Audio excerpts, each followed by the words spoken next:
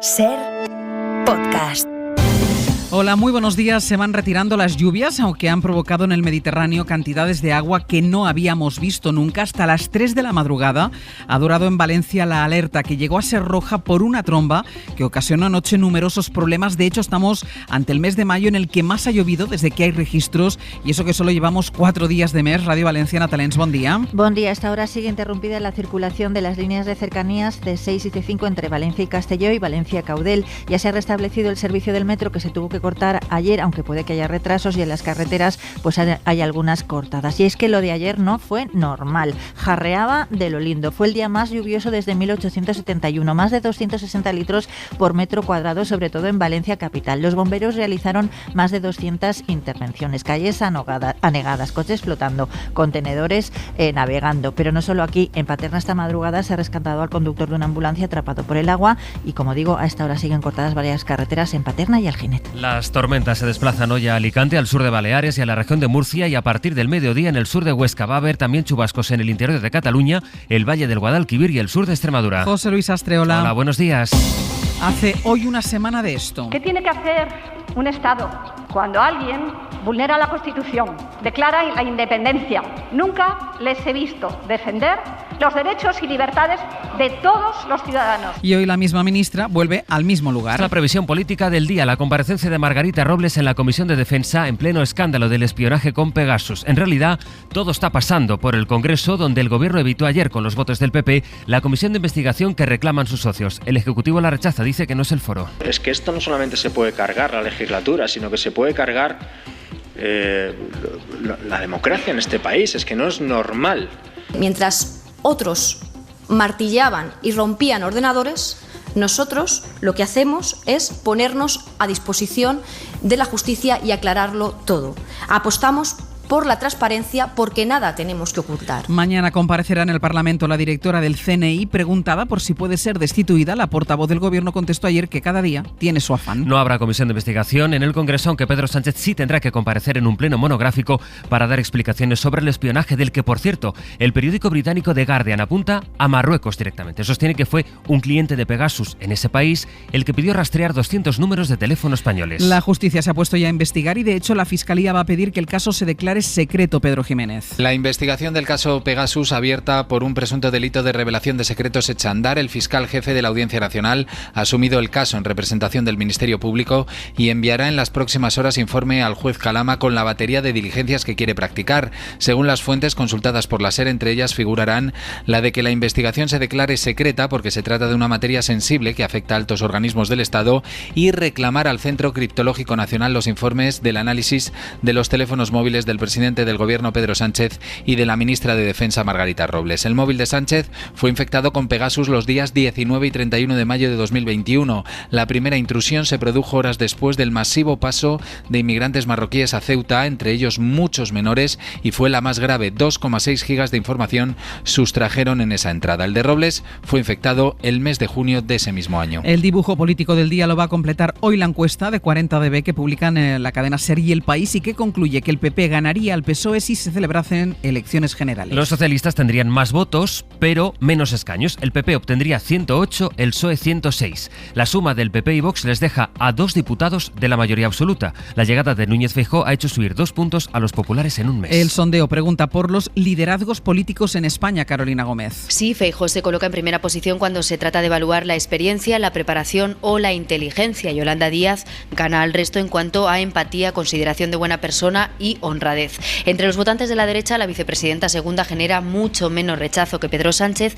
y entre los votantes del Partido Socialista, el presidente del Gobierno gana en todos los atributos menos en la empatía, donde se impone Yolanda Díaz, y en experiencia, que lo hace Feijóo. Las cualidades más ampliamente reconocidas de Sánchez por el ciudadano en general son que habla idiomas, su carisma y sus buenas formas, y su peor atributo es que es un líder egoísta, lo cree el 38%. En cuanto a Santiago Abascal, no hay medias tintas, es el líder al que le encuentran más defectos los ciudadanos. El 56,5% de los españoles considera que es un líder autoritario. Y de la crónica internacional, al margen de la guerra Bayo, lo más inmediato sigue pasando por las protestas en Estados Unidos ante la sentencia que prepara la Corte Suprema para revocar el derecho al aborto. Una decisión que divide a la sociedad estadounidense.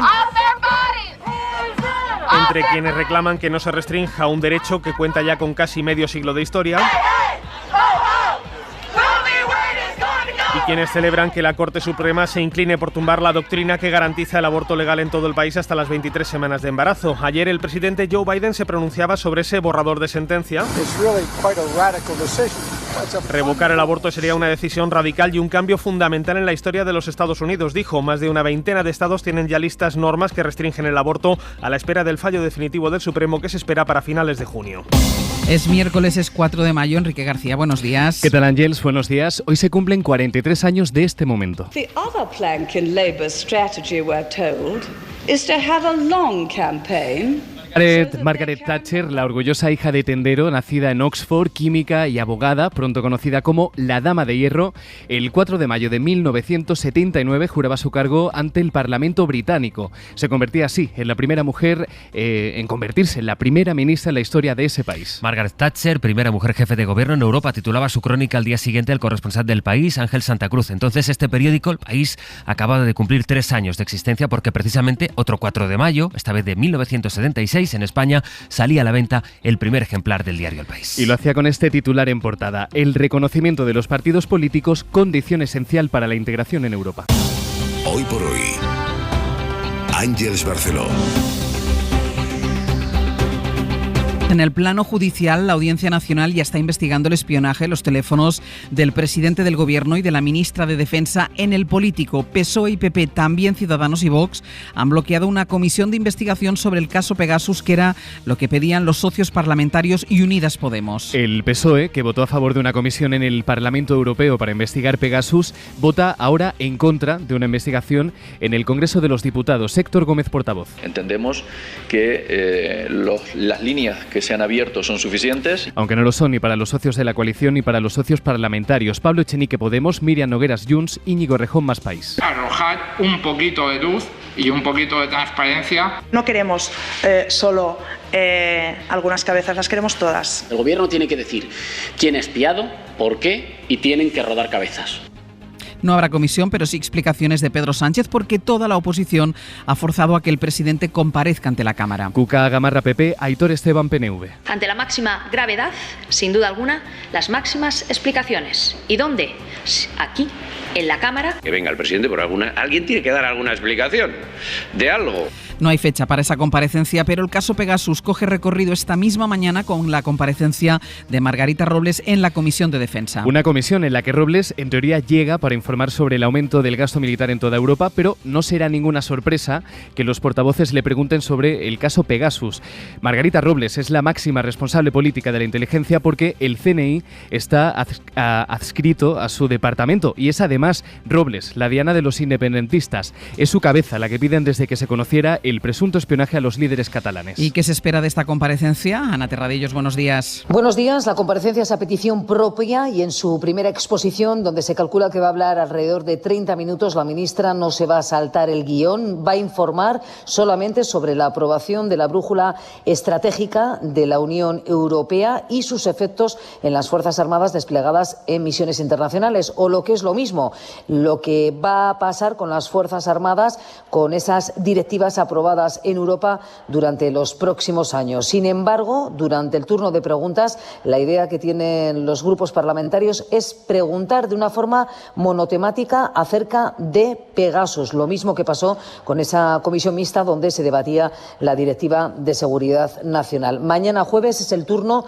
de la Comisión de Secretos Oficiales a partir de las 9 de la mañana. No se descarta que sea la última comisión de la directora general del Centro Nacional de Inteligencia. Y no se descarta porque el propio gobierno ha puesto en duda su continuidad. Sí, lo sugirió ayer aquí el ministro Félix Bolaños cuando le preguntábamos directamente sobre el tema y lo repitió también al mediodía la portavoz Isabel Rodríguez. Cada momento tiene su afán. Estamos en la fase de aclarar qué es lo que ha sucedido, a quién le ha sucedido. Y esto es determinante para seguir avanzando en cómo corregimos lo sucedido. Por tanto, no podemos pasar al siguiente momento sin saber qué es lo que ha pasado hasta ahora. La directora del CNI, como les decíamos, Paz Esteban, comparece mañana en la Comisión de Asuntos Oficiales. Es una comisión secreta, a puerta cerrada, así que, en teoría, solo los diputados conocerán sus explicaciones. Y será otra de las imágenes del día la presidenta de la Comisión Europea, Ursula von der Leyen, presentando esta mañana ante los eurodiputados la propuesta del 6º paquete de sanciones contra Rusia. Una propuesta que contempla el embargo progresivo al petróleo ruso y que contempla también la excepción para los países más dependientes de la energía de Moscú, como Hungría. Orbán apuesta por seguir comprando a Rusia y hacerlo en rublos, como exijo Putin. Putin, que ayer habló con Emmanuel Macron y que le pidió que Occidente reconociera los crímenes que, según él, el ejército ucraniano está cometiendo sobre la población del Donbass. Los dos líderes mantuvieron una conversación telefónica de 2 horas en la que el presidente francés volvió a pedirle un alto el fuego. París, Vicens Batalla, buenos días. Buenos días. Las conversaciones telefónicas entre Macron y Putin siguen siendo un diálogo de sordos y se comprueba en los comunicados respectivos. Mientras el presidente francés llama una enésima vez a un alto el fuego, el jefe del Kremlin sigue acusando a las autoridades de Kiev de provocar crímenes masivos en el Donbass. Y en ese sentido, en la larga llamada de ayer, le pidió que los países occidentales dejen de enviar armas al gobierno ucraniano, al tiempo que afirma que a este le falta preparación para un trabajo serio para conseguir la paz, textualmente. Macron llamó a Putin por primera vez desde el 29 de marzo y desde que ha sido reelegido al frente del Elíseo, a petición del propio presidente ucraniano Volodymyr Zelensky, con quien habla a menudo. Por ello, le reclamó al presidente ruso, como intermediario, que permita proseguir las evacuaciones en la fábrica Azovstal de Mariupol y que desbloquee los puertos del Mar Negro para permitir que Ucrania exporte sus cereales ante el riesgo de hambruna en los países dependientes del Próximo Oriente y África. De todo ello nada se cita en la nota del Kremlin, que eso sí termina diciendo que siguen abiertos a un diálogo con Kiev. Ucrania denuncia que Rusia ha intensificado los ataques en la planta de Mariupol, donde siguen todavía unos 200 civiles, y al menos 10 personas han muerto esta madrugada por el bombardeo de una planta de combustible en el este del país. El canciller alemán considera que los intereses de Rusia van más allá de Ucrania y no descarta que los ataques se extiendan a terceros países. Lo dijo ayer en una rueda de prensa junto a las primeras ministras de Suecia y de Finlandia. Rueda de prensa para apoyar el ingreso de estos dos países en la OTAN. Corresponsal en Berlín, Carmen Viñas. La guerra de Rusia contra Ucrania supone un punto de inflexión para Europa y todos hemos decidido ampliar nuestros esfuerzos en defensa, ha asegurado el canciller Olaf Scholz en su encuentro con las primeras ministras de Finlandia, Sanna Marin, y Suecia, Magdalena Andersson, en su discurso de bienvenida al Palacio de Meseberg, donde el gabinete celebra un retiro de 2 días. Olaf Scholz ha dejado claro que Alemania apoyaría una posible adhesión de ambos países a la OTAN, debate abierto actualmente. Además, ha alertado de que Putin podría atacar otros países. Nadie puede estar seguro de que el presidente ruso y el gobierno ruso no van a volver a romper el derecho de los pueblos y la legalidad internacional por la fuerza, ha afirmado Scholz. El líder alemán y las primeras ministras sueca y finlandesa también han expresado su preocupación por el impacto de la guerra en forma de subida de los precios de la energía o la seguridad alimentaria. Las 7 de Hoy por Hoy. Ser Podcast. El precio de la luz vuelve a superar este miércoles la barrera de los 200 euros de media. El mes pasado la factura se encareció un 53%. En términos interanuales, la factura media, según Facua, se situó en 125 euros, Ira Valdés. 125 euros, ese es el importe que pagaron de media los consumidores con tarifa regulada el pasado mes de abril, según las estimaciones de Facua, que descarta segundas viviendas. Así, el recibo de abril ha sido un 53% más caro que hace un año y el quinto más alto de la historia, aunque también es el más barato en lo que llevamos de año.